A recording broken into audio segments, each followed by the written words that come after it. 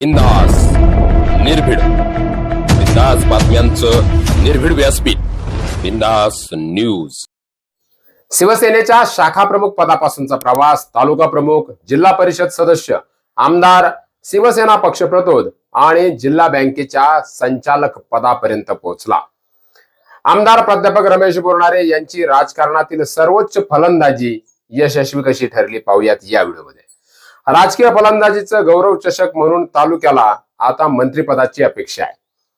गेल्या अनेक दिवसांपासून राजकारणात अनेक चढ उतारांना, परिस्थितीजन्य निर्णयांना सामोरं जात असताना आमदार प्राध्यापक रमेश बोरनारे यांनी मिळालेल्या प्रत्येक यशासोबत संघर्षाचा इतिहास अनुभवलाय। राजकारणात येत असताना अगदी छोट्याशा गावापासून सुरुवात असलेले आमदार प्राध्यापक रमेश बोरनारे यांचा हा राजकीय प्रवास आज जितका चमचमता वाटतोय तितकाच तो संघर्षमयही राहिलाय।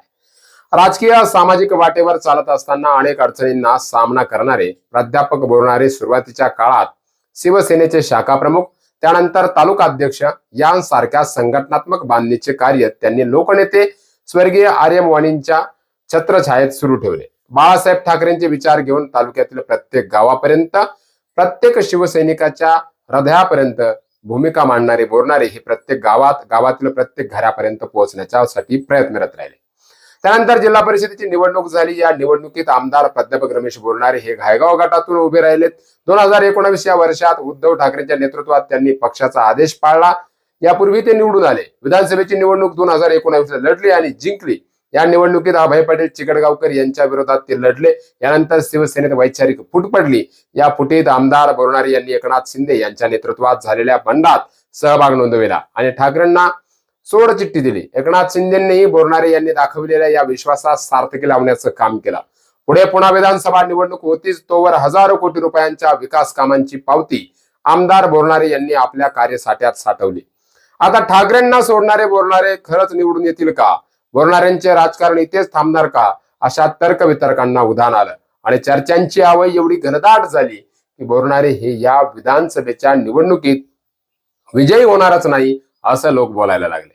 गावागावात सभा झाल्या, भाषणे झाली। विकास कामांच्या जोरावर मी मतं मागायला आलोय, राहिलेला विकास मला या पंचवार्षिक मध्ये करायची संधी आपण द्यावी, फक्त एवढंच वाक्य आमदार बोरनारे यांनी सातत्यानं लोकांच्या मनावर बिंबवलं आणि 2025 या साली झालेल्या विधानसभा निवडणुकीत आमदार प्राध्यापक रमेश बोरनारे हे विजयी झाले। यानंतर शिंदेचे लाडके आमदार असलेले बोरनारे यांना थेट पक्षाचा प्रतोद करण्यात आलं। मतदारसंघात मंत्रिपद यावं अशी अपेक्षा आता नागरिकांची होती। अर्थातच ती अजूनही आहेच, परंतु यानंतर कर्तृत्वाच्या जोरावर जनतेच्या मनावर राज्य करणं अगदीच सहज शक्य आहे हे वाटत तितकं सोपं नाहीये। कारण मतदार राजा हा कुठल्या क्षणाला काय निर्णय घेणार हे फक्त मतदात्यालाच माहिती आहे।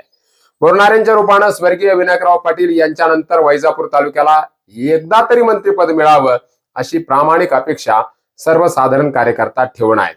याचबरोबर शाखा प्रमुख, तालुका प्रमुख, जिल्हा परिषद सदस्य, एकदा आमदार, पुन्हा दुसऱ्यांदा आमदार आणि लागलीच लगेच जिल्हा मध्यवर्ती बँकेचं या ठिकाणी त्यांनी संचालक पद भूषवलं, तेही बिनविरोध।